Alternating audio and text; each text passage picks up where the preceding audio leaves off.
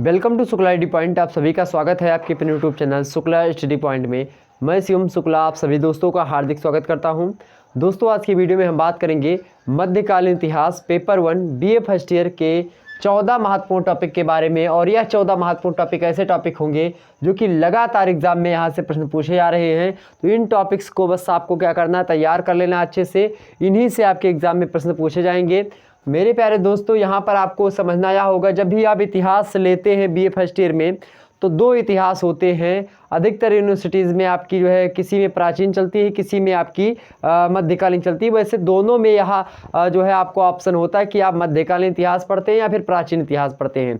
वह आपके ऊपर डिपेंड करता है कि आपने किस इतिहास को लिया है, किसको चूज किया है, वह आप पे डिपेंड करता। हो सकता है आपको ना पता चले तो आपके कॉलेज वालों को पता होगा, आपके कॉलेज के जो आपके टीचर्स वगैरह हैं उनको पता होगा।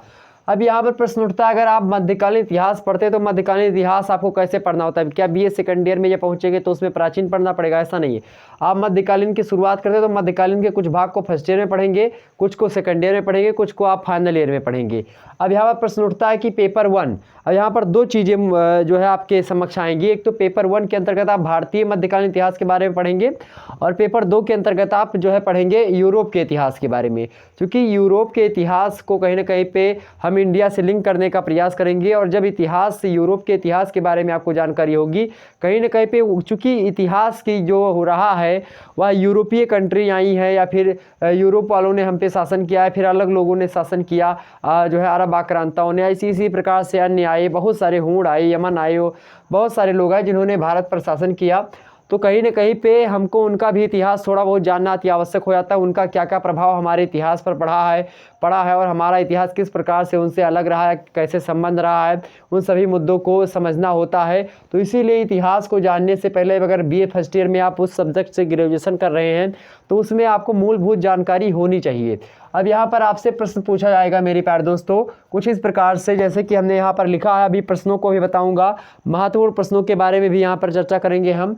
और 14 इंपॉर्टेंट टॉपिक तो आपके सामने लिखे हुए हैं, लेकिन इनको किस प्रकार से पढ़ना है, आपको क्या क्या कहाँ से पूछे आते हैं, इसको भी बताना जरूरी है। तो वीडियो आप लास्ट तक देखिएगा, बिल्कुल स्किप करने की आवश्यकता नहीं है। बड़े ही आसानी से सारे मुद्दे समझ में आएंगे और दावा करता हूँ मेरे प्यारे दोस्तों कि इसी से सारे के सारे प्रश्न आपके फंस जाएंगे।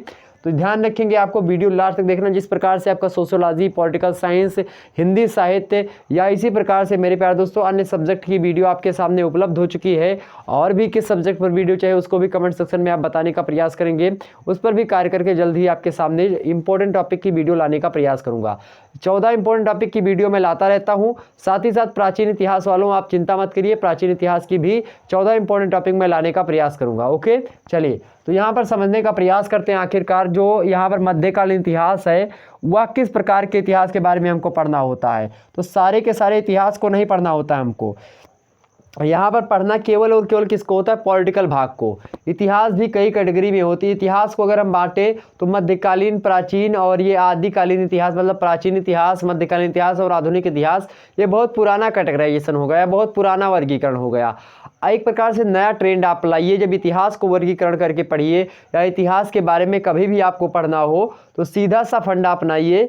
आप उसको कैसे पढ़ेंगे, आप उसको मेरे प्यारे दोस्तों, आप उसको राजनीतिक इतिहास के बारे में बांट लीजिए, आप उसको आर्थिक इतिहास के बारे में बांट लीजिए, आप उसको सामाजिक इतिहास के बारे में बांट लीजिए, कुछ धार्मिक इतिहास के बारे में बांट लीजिए, इसी प्रकार सांस्कृतिक इतिहास के बारे में, भौगोलिक इतिहास के बारे में। इस प्रकार से जब इतिहास को पढ़ेंगे तो एक ही विषय वस्तु से इतिहास पढ़ रहे हैं, उसी से आपका समाजशास्त्र भी तैयार हो जाएगा, अर्थशास्त्र भी, राजनीति शास्त्र भी। इसी प्रकार से आपका जो धर्मवाद है या फिर धर्म संबंधी मुद्दे आपके क्लियर हो जाएंगे। तो कहीं ना कहीं पे इतिहास एक ऐसी विषय वस्तु है जिस विषय वस्तु को जब आप पढ़ना प्रारंभ करते हैं तो उससे समस्त विषयों का नॉलेज हो जाता है। क्योंकि मान लेते हैं हमने रजिया के बारे में पढ़ा, इल्तुतमिश के बारे में पढ़ा, ऐबक के बारे में, महमूद गजनबी गजनी, या हमने मोहम्मद बिन तुगलक के बारे में पढ़ा, या इसी प्रकार से गयासुद्दीन तुगलक और जो है सैयद वंश के बारे में, मुबारक शाह के बारे में हम पढ़ें, या इसी प्रकार से हम जो है तैमूर के बारे में या फिर सिकंदर के बारे में, सिकंदर लोदी के बारे में, और उसके बाद में आपका जो है बहलोल लोदी के बारे में पढ़ें। इसी प्रकार से मेरे प्यारे दोस्तों जो है इब्राहिम लोदी के बारे में पढ़ें। किसी के बारे में अगर हम पढ़ते हैं तो कहीं ना कहीं पे मेरे प्यारे दोस्तों वह सारे के सारे मुद्दे जो होते हैं क्योंकि रजिया, इल्तुतमिश, ऐबक या फिर जो भी रहे होंगे, कहीं ना कहीं पे इनका कुछ ना कुछ धर्म रहा होगा, इनका सामाजिक कुछ नियम रहा होगा, कुछ इनके पॉलिटिकल नियम भी रहे होंगे, कुछ इनके अर्थतंत्र यानी राजस्व व्यवस्था संबंधित भी नियम रहे होंगे। तो कहीं ना कहीं पे एक बेस मजबूत होता है, बैकग्राउंड मजबूत होता है आपके हर एक विषय वस्तु का। तो इतिहास पढ़ने का यह एक लाभ होता है। दूसरा लाभ, इतिहास के बारे में थोड़ा जान लीजिए आप, तभी पढ़ने में मजा आएगा। बाकी इतिहास बोरिंग सब्जेक्ट आप लोग कहते हैं उसको, लेकिन इतिहास एक बड़ा ही इंटरेस्टिंग सब्जेक्ट है। लेकिन इंटरेस्ट जब उसमें हम पैदा करते हैं, तो किसी भी विषय वस्तु को पढ़ने बैठिए तो उसमें इंटरेस्ट पैदा करके पढ़िए, अपने हिसाब से कोई मनोरंजन सेट करिए, उसी मनोरंजन के हिसाब से पढ़ने बैठिए। यहाँ पर ज़्यादा कुछ तो मेरे पास ना अनुभव है उतना, ना ही मैं उतना जो है आपको बता सकता हूँ, लेकिन हाँ जितना भी है उतना आपको बताने का प्रयास करता हूँ। यहाँ पर मेरे प्यारे दोस्त, आपको इतिहास के बारे में जानने से पहले इतिहास क्यों पढ़ा जाता है इसको जान लेना अति आवश्यक है। इतिहास में बताना चाहूँ अगर आपको क्यों पढ़ा जाता है, तो इतिहास पढ़ने के कई कारण होते हैं। क्योंकि इतिहास जो होता है वह वर्तमान की कुंजी होता है, मतलब चाबी होता है। तो वर्तमान का जो ताला लगा हुआ है, उस ताले को खोलने के लिए जो आपका भूत है, मतलब कि जो इतिहास है, उस कुंजी को उस ताले में लगाना पड़ता है। और जब उस ताले में कुंजी को लगा देते हैं तो एक प्रकार से मेरे प्यारे दोस्तों वह आपका एक अच्छे तरीके से सिनेरियो तैयार हो जाता है। तो कहीं ना कहीं पे इसीलिए इतिहास को हम पढ़ते हैं। इतिहास में जो घटनाएं घटी, आखिरकार जो इब्राहिम लोदी ने जो गलतियां करी, बाबर जीता, तो कहीं ना कहीं पे इब्राहिम लोदी ने कौन सी गलती की, जबकि उसके पास सेना भी अधिक थी और उसके पास मेरे प्यारे दोस्तों बहुत घुड़सवार भी अधिक थे। कई प्रकार के मामले में इब्राहिम लोदी बाबर से जो है अग्रणी था, बाबर से अधिक शक्तिशाली भी था। लेकिन कहीं ना कहीं क्यों उसको मात मिली, क्यों युद्ध में लोग हारते थे, आखिरकार जो हारे हुए राजा होते थे वह किन कारणों से हारते थे, उन कारणों के बारे में अगर हमको पता चल जाएगा तो आखिरकार मान लेते हैं कल को किसी देश से या फिर किसी ऐसी कंडीशन आ जाए जिससे युद्ध भारत को लड़ना पड़े, तो ऐसे भारत को क्या करना चाहिए, तो हम इतिहास के पन्नों को पलटेंगे। इसीलिए इतिहास पढ़ना है हर एक छात्र के लिए, हर एक स्टूडेंट के लिए कहीं ना कहीं पे ज़रूरी होता है, चाहे वह इतिहास का छात्र हो या ना हो। आपको कुछ ना कुछ तो आधुनिक इतिहास के बारे में आपको मूलभूत जानकारी तो होनी ही चाहिए।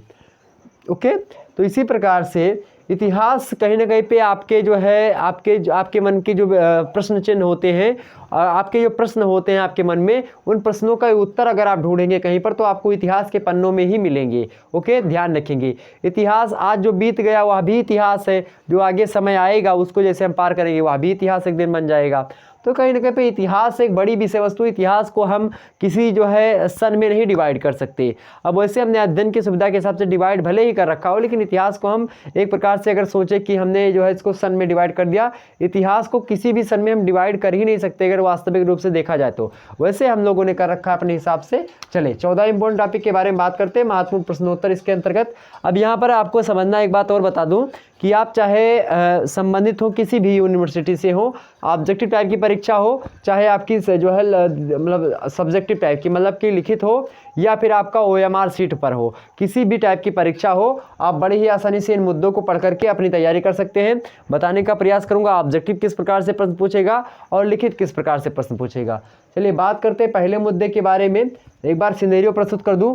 इतिहास जानने के स्रोत पहले हम देखेंगे, उसमें पुस्तकें, सिक्के, पुरातात्विक स्रोत क्या होते हैं उसको जानते हुए महमूद गजनबी के भारत पर आक्रमण के कारण क्या थे, और साथ ही साथ भारत पर आक्रमण करने के समय में भारत की राजनीति कैसी थी उसके बारे में जानते हुए हम और आगे बढ़ते हैं। ऐबक के बारे में, कुतुबुद्दीन ऐबक के बारे में जानते हैं। कुतुबुद्दीन मतलब कि ऐबक का दिल्ली सल्तनत में क्या योगदान था उसको जानते हुए उसकी उपलब्धियों पर हम प्रकाश डालते हुए आगे बढ़ेंगे।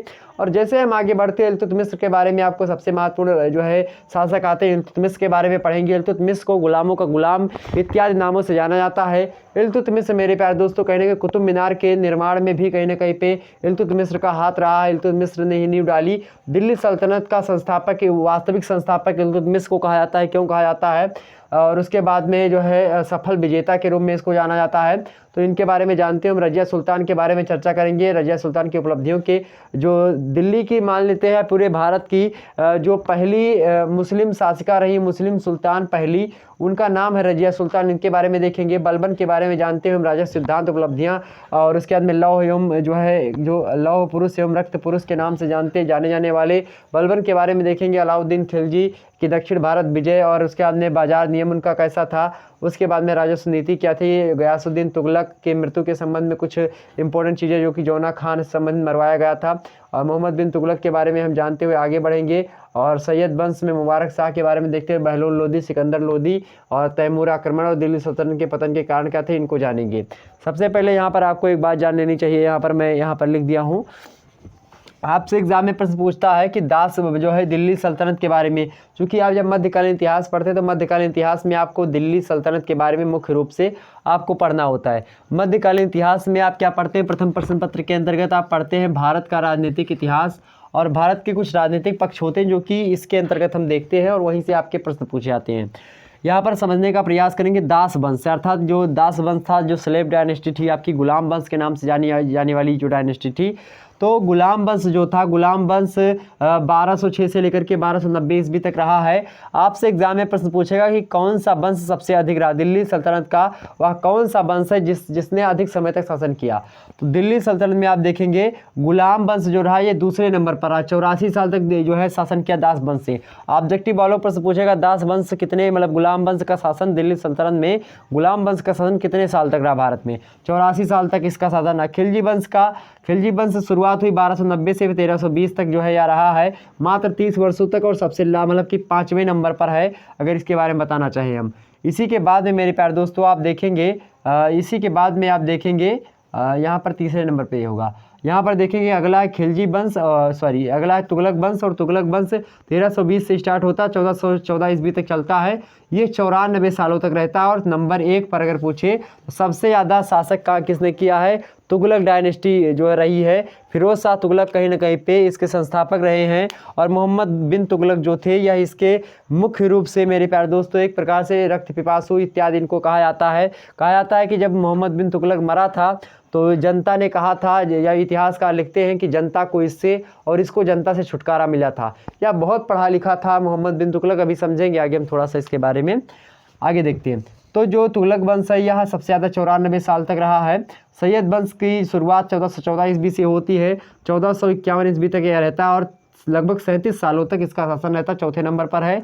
और लोधी वंश जो है आपका 1451 से लेकर के 1526 ईस्वी तक रहता है, और 1526 ईस्वी में एक युद्ध फेमस है आपका पानीपत का प्रथम युद्ध, जो कि बाबर और इब्राहिम लोदी के मध्य होता है, जिसमें बाबर की जीत होती है। बाबर इसी युद्ध में जो है तुलगमा नीति का प्रयोग कर करके इनको हरा देता है इब्राहिम लोदी को, और कहीं ना कहीं पे यहीं से मुगल वंश की शुरुआत हो जाती है।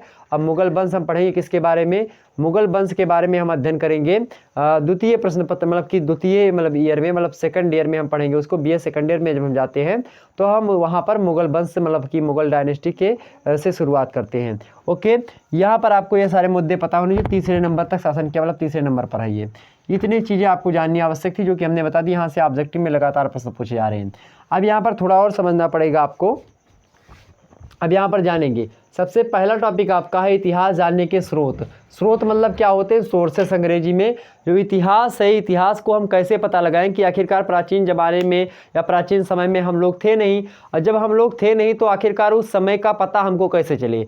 तो उस समय के, उस ज़माने के पता, उस कंडीशन को, उस सिचुएशन को, वहाँ की राजनीति को, वहाँ पर क्या मुद्दे चल रहे थे, उनको जानने के लिए कुछ महत्वपूर्ण चीज़ें हमारे पास होती है। उन्हीं महत्वपूर्ण चीज़ों को हम क्या कहते हैं, इतिहास जानने के स्रोत कहते हैं। उनमें पुस्तकें महत्वपूर्ण होती हैं आपकी, कुछ पुस्तकों के माध्यम से हम इतिहास के बारे में जानते हैं।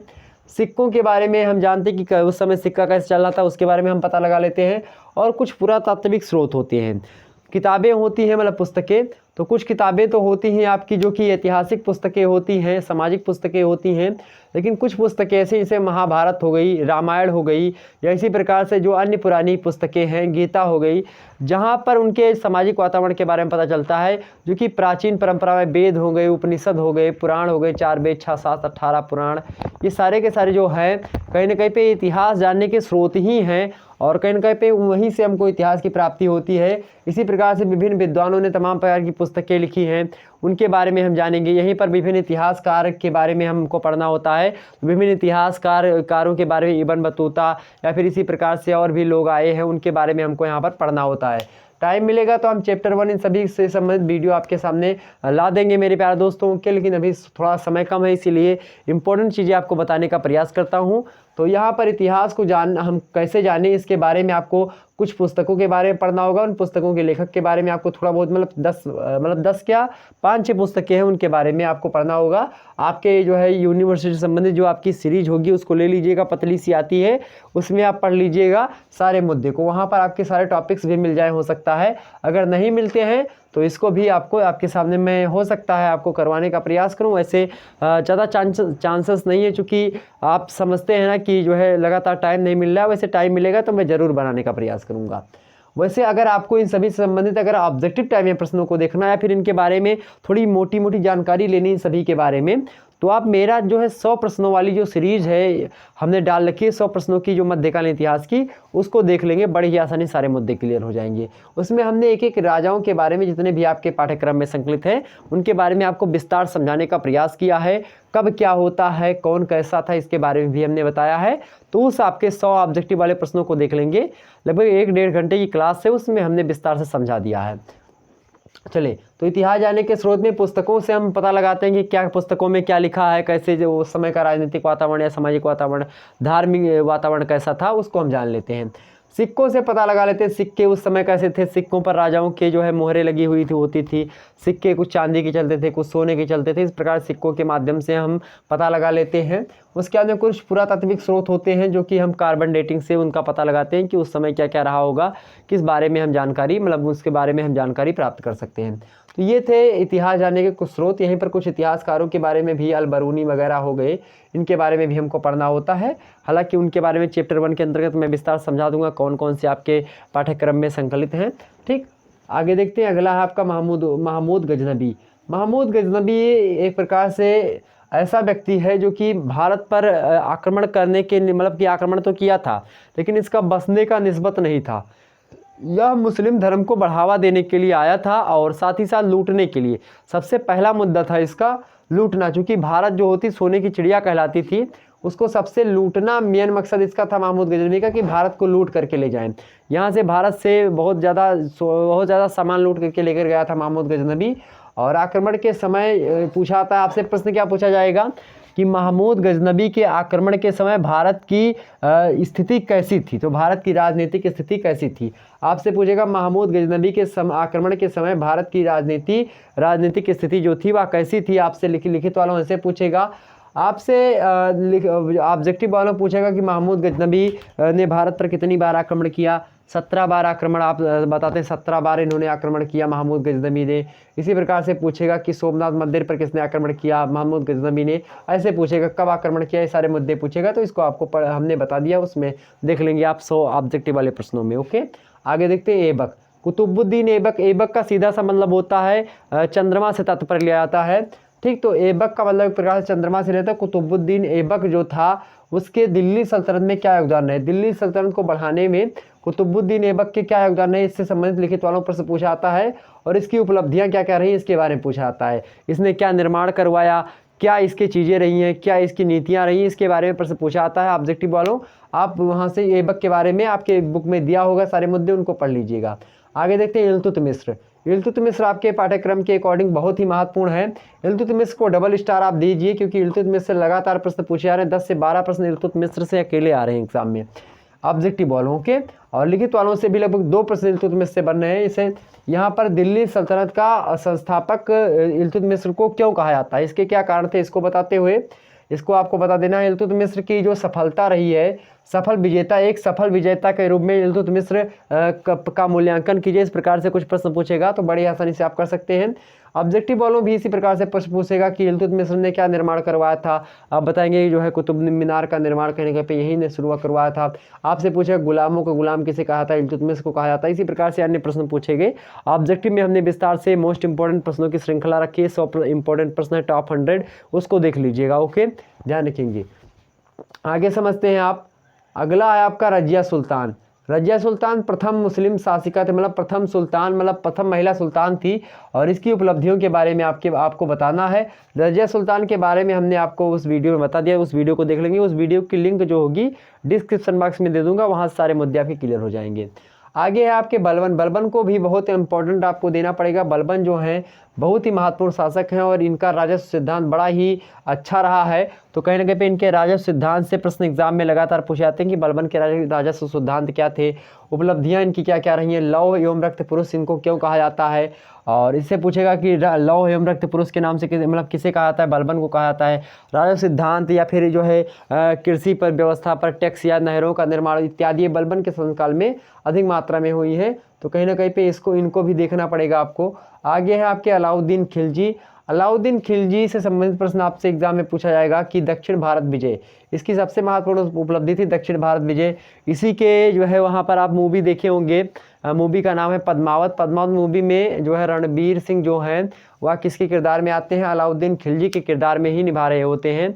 राजा रतन सिंह के जो है की पत्नी होती पद्मावती, और कहीं ना कहीं पद्मावती को जो है पसंद करने लगता है अलाउद्दीन खिलजी। आपने मूवी में देखा होगा। तो अलाउद्दीन खिलजी जो है वही अलाउद्दीन खिलजी जो रणबीर सिंह ने रोल निभाया है। दक्षिण भारत विजय में किसके साथ वो रहता था जो है ट्रांसजेंडर का, उसका नाम था मलिक काफूर। मलिक काफूर इसका बड़ा ही जो है विश्वसनीय चेला था। चेला मतलब क्या, इसका जो है बोल सकते हैं एक प्रकार से इसका जो है पीओ था, मतलब कि मंत्री था इसका अलाउद्दीन खिलजी का। तो कहीं ना कहीं पे वही दक्षिण भारत की विजय पर गया था। और इसका जो है क्या मेरे प्यारे दोस्तों, इसका बाजार नियम बड़ा इंपॉर्टेंट है अलाउद्दीन खिलजी का, इसको समझना होगा। और इसकी राजस्व नीति क्या क्या रही इसके बारे में भी हमको पढ़ना है। तो यहाँ से लगातार एग्जाम में प्रश्न पूछे जाते हैं, तो अलाउद्दीन खिलजी भी मोस्ट इंपॉर्टेंट है आपके। आगे हैं आपके गियासुद्दीन तुगलक। गियासुद्दीन तुगलक के मृत्यु के संबंध में प्रश्न एग्जाम में पूछा जाता है कि गियासुद्दीन तुगलक के मृत्यु के संबंध में क्या बातें हैं। आखिरकार जौना खां जो इसका पुत्र था स्वयं का, वह पुत्र मेरे प्यारे दोस्तों किस प्रकार से इसके मृत्यु का कारण बनता है गियासुद्दीन तुगलक के, तो इसको आपको पढ़ लेना है। ओके, तो यहाँ पर आगे बढ़ते हैं। तो मृत्यु के संबंध में इसके प्रश्न पूछे जाते हैं गियासुद्दीन तुगलक के। उसके बाद में आपका आता है मोहम्मद बिन तुगलक। मोहम्मद बिन तुगलक जो है कहीं ना कहीं पे रक्त पिपासु राजा इसको कहा जाता है। और यह एक प्रकार से कहीं ना कहीं पे यह अपने जो समय काल चल रहा था उससे आगे की सोच रहा था। उस समय या जो फिरोज शाह तुगलक या मोहम्मद बिन तुगलक जो था, या मोहम्मद बिन तुगलक उस समय मेरे प्यारे दोस्तों यह सांकेतिक मुद्रा का प्रचलन करवाना चाहता। सांकेतिक मुद्रा मतलब क्या होता है, सांकेतिक मुद्रा मतलब होता है जैसे आज आप गांधी जी का नोट देखते हैं कागज़ का, तो वह क्या है एक प्रकार से सांकेतिक मुद्रा है। वह सांकेतिक मुद्रा मतलब कि अगर 100 रुपये या 500 रुपये की नोट है तो उस पर लिखा रहता है कि मैं धारक को 500 रुपये देने का वचन अदा करता हूँ। तो कहीं ना कहीं पे यह जो मुद्दा लिखा हुआ है या भारत सरकार निर्धारित करती है कि हाँ यह कागज़ का टुकड़ा अगर आप कहीं पर दिखाएंगे तो 500 रुपये के बराबर इसकी कीमत होगी, 500 भारतीय रुपये के बराबर। अब यहाँ पर यही पैसा लेकर जाकर के आप ऐसे जगह पर दें जहाँ पर इसकी मान्यता ना हो, तो एक कागज़ का टुकड़ा हो जाएगा। तो कहीं ना कहीं पे जिस समय चांदी और सोने के सिक्के चलाए जा रहे थे उस समय ये जो था इसका क्या नाम था, मोहम्मद बिन तुगलक। या मोहम्मद बिन तुगलक उस समय जो है या सांकेतिक मुद्रा मतलब कि इन्होंने कहा कि चांदी और सोने की जो है कमी आ गई राज दरबार में, तो उन्होंने कहा क्यों चांदी सोने के सिक्के हम बर्बाद करें। इन्होंने कहा कि हम जो है इसके स्थान पर पीतल के या फिर उसके जो है तांबे के सिक्के चलवा देते हैं। तो इन्होंने उसी के बराबर तांबे के सिक्के चलवाए। अब तांबा सबके घर में होता है, तो तांबे लोग क्या करने लगे, तांबों को लेकर के मोहर कहीं से, मतलब कि उस समय भी जाली वगैरह वाले सिस्टम, जाली नोट वाले चलते थे, तो कहने पे वो भी क्या करने लगे, अब घर में बैठ बैठ सबकी मोहर बनवा लिए। और लोहार जिस लोहार से मोहर इन्होंने बनवाई थी उन्हीं से मोहर बनवा लिए, लोहार ने सबको बता दिया। इसी प्रकार से मतलब कि ऐसा कुछ हुआ कि सारे लोगों के पास मोहर हो गई, सभी लोग अपने घर में बैठ के पैसा छाप रहे हैं। बोरे बोरे रुपए ले करके एक पैकेट ब्रेड लाना पड़ता था। आप एक देश में भी हाल फिलहाल में न्यूज़ सुने होंगे, वहाँ पर भी एक बोरा जब पैसे लाते थे तो एक पैकेट ब्रेड मिलती थी। तो कहीं ना कहीं पे अगर आप ज़्यादा नोट छाप देते हैं तो वह भी आप सोचते होंगे कि भारत सरकार ज़्यादा नोट क्यों नहीं छाप देती। ज़्यादा नोट छाप देंगी तो क्या हो जाएगा, ज़्यादा नोट छप जाएगी, सबके पास पैसा हो जाएगा, तो चीज़ें क्या हो जाएंगी, महंगी हो जाएंगी। अगर मार्केट में ज़्यादा पैसा आ गया तो चीज़ें महंगी हो जाएंगी। आपके जेब में अगर 1000 रुपये है, आपके जेब में 1000 रुपये है, अगर आप मार्केट में जाते हैं तो आप धड़ल्ले के साथ खर्च करते हैं। मान लेते हैं आपके जेब में 100 रुपये 50 रुपये हैं और आपको बहुत सारी चीज़ें करनी है, तो आप धीरे धीरे करते हैं। और एक प्रकार से कोई अगर चीज़ें बताता कि 50 रुपये के है, 50 रुपये का है, तो आप सीधे उससे मतलब कम करवाते हैं कि नहीं भैया 20 रुपये ले लीजिए इसका। तो इसी प्रकार से अगर आपके पास 1000 रुपये होते हैं तो आप कम नहीं करवाते, 50 रुपये लो, 50 रुपये ले जाओ। कहीं ना कहीं पे आप जो है जब पैसे होते हैं आपके जेब में तो आपकी रिक्वायरमेंट बढ़ती है, और जब रिक्वायरमेंट बढ़ती है किसी भी चीज़ की, मान लेते हैं ओप्पो का फ़ोन जो है ज़्यादा बिकने लगे तो महंगा हो जाएगा। क्यों महंगा हो जाएगा? क्योंकि उसकी जो है एक प्रकार से जो खरीदने वाले लोग हैं वो ज़्यादा हो जाएंगे, और बन कम रहा था, उस मात्रा में बन रहा था जिस मात्रा में लोग उसको खरीद रहे थे। लेकिन अचानक में क्या हो जाए, लोगों के पास पैसा आ जाए, लोग ओप्पो का फ़ोन खरीदने के लिए दुकान तक पहुंच जाए, ओप्पो के फ़ोन में क्या हो जाएगी, कमी आ जाएगी उस फ़ोन में। और जब फ़ोन में कमी आ गई तो मेरे प्यारे दोस्तों, जब फ़ोन कम हो जाएगा तो उसका दाम ऑटोमेटिक बढ़ जाएगा। जो चीज़ की कमी होगी उसका दाम बढ़ेगा। और दाम क्यों बढ़ेगा? क्योंकि लोगों के पास पैसा आएगा। जब लोगों के पास पैसा आएगा तभी लोग खरीदेंगे, लोगों के पास पैसा नहीं तो लोग क्यों खरीदेंगे? तो ये मुद्दा है। तो इसी समय जो मोहम्मद बिन तुगलक था, यह बहुत ही महत्वपूर्ण आपकी परीक्षा की दृष्टि से, यहाँ से लगातार प्रश्न पूछे जाते हैं। तो इसकी जो मुख्य योजनाएं थी, इसकी सारी की सारी योजनाएं थी, सब विफल जा रही थी, क्योंकि ये अपने समय से आगे सोच रहा था। तो ध्यान रखेंगे, ना तो समय से आपको ज़्यादा पीछे सोचना है और ना समय से आगे सोचना है। सोचना क्या है आपको? वर्तमान कंडीशन कैसी, इसी के बारे में सोचना है। वर्तमान में क्या चल रहा है, क्या मुद्दे चल रहे हैं, उसी मुद्दे के बारे में आपको समझना है। तो मोहम्मद बिन तुगलक की मुख्य योजनाओं के बारे में देखना है। तुगलक वंश के पतन का कारण हमको देखना है। तुगलक वंश का पतन के कारण कौन कौन से होते हैं उसके बारे में हमको चर्चा करनी है। कहने कि मोहम्मद बिन तुगलक के जो है बाद से ही इसका कारण शुरू हो जाता है, और इसके असफलता के कारण क्या कहते हैं इसको भी देख लेना है। आगे समझते हैं हम सैयद वंश। सैयद वंश में मुबारक शाह को आपको देख लेना, मुबारक शाह की उपलब्धियों के बारे में आपको पढ़ लेना है। वैसे ज़्यादा इंपॉर्टेंट नहीं, लेकिन हाँ इसको आपको पढ़ लेना है। यहाँ से प्रश्न लगभग 4 से 5 प्रश्न ऑब्जेक्टिव में पूछे आते हैं। एक आध प्रश्न हो सकता है पूछ लिया जाए आपसे लिखित वालों। आगे समझते हैं आपका बहलोल लोदी। बहलोल लोदी से भाई प्रश्न आपके ज़्यादा नहीं पूछे गए, लेकिन हाँ जो भी पूछे गए सॉलिड प्रश्न हैं, इसको भी आपको पढ़ लेना बहलोल लोदी के बारे में। और साथ ही साथ इब्राहिम लोदी, यहाँ पर इब्राहिम लोदी के बारे में पढ़ लीजिएगा। ओके, ध्यान रखेंगे, इब्राहिम लोदी, इब्राहिम लोदी के बारे में आपको पढ़ लेना है। ओके, ध्यान रखिए, इब्राहिम लोदी के बारे में पढ़ लेना है। यहाँ पे मैं लिखना भूल गया, क्योंकि दिल्ली सल्तनत के पतन के कारण भी लगातार प्रश्न पूछे आ रहे हैं। तो लिखित वालों यहाँ से लगातार प्रश्न पूछा, दिल्ली सल्तनत का पतन क्यों हुआ, इसके बारे में आपको पढ़ लेना है। तैमूर आक्रमण के बारे में आपको पढ़ना, 1398 ईस्वी के परिप्रेक्ष्य में उसके क्या कारण थे, जो है तैमूर आक्रमण जो लगातार हो रहे थे, इसके बारे में पढ़ लेना है। कहीं ना कहीं मंगोल आक्रमण के बारे में भी थोड़ा बहुत जानकारी आपको ले लेनी, क्योंकि एक आध प्रश्न वहाँ से भी पूछे जा रहे हैं। सिकंदर लोदी कौन था, इसके चरित्र के बारे में और इसकी उपलब्धियाँ क्या थी, इसके बारे में आपको पढ़ लेना है। और बहलोल लोदी, इब्राहिम लोदी के बारे में। इब्राहिम लोदी इंपॉर्टेंट हो जाते हैं, क्योंकि इब्राहिम लोदी कहीं ना कहीं पे इब्राहिम लोदी से बीए सेकंड ईयर में प्रश्न पूछे जाएंगे, और कुछ प्रश्न आपके बीए फर्स्ट ईयर में पूछे जाएंगे। तो बीए फर्स्ट ईयर में भी पूछे जाएंगे, सेकंड ईयर में पूछे जाएंगे, तो इसलिए यह इंपॉर्टेंट हो जाते हैं। तो ये थे आपके बहुत इंपॉर्टेंट सारी चीज़ें जो कि हमने आपको बता दिए। दास वंश, खिलजी वंश, तुगलक वंश, सैयद वंश, लोदी वंश, या 5 वंश मिलकर के एक सल्तनत का निर्माण करते हैं, जिसका नाम है क्या, दिल्ली सल्तनत। ध्यान रखें, क्या नाम है, दिल्ली सल्तनत। 712 ईस्वी से इसकी शुरुआत हो जाती है आपकी मध्यकाल की। तो ध्यान रखेंगे, 712 ईस्वी से मध्यकाल की शुरुआत मानी जाती है। तो 712 ईस्वी से ही आपको थोड़ा बहुत ध्यान देना, आपकी सीरीज़ में पढ़ लेना आपकी सीरीज़ को, लेकिन ये टॉपिक्स आपके ज़्यादा महत्वपूर्ण है, इसलिए हमने इसको बता दिए।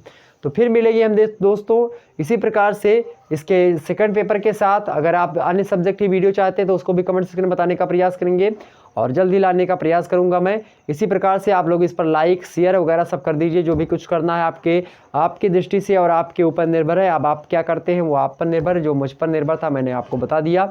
अब आपका कर्तव्य है कि आप इसको वीडियो को लाइक करें, चैनल पर नए तो सब्सक्राइब करें और वीडियो को शेयर करें। चलिए मिलेंगे नेक्स्ट वीडियो में, तब तक के लिए जय हिंद, जय भारत।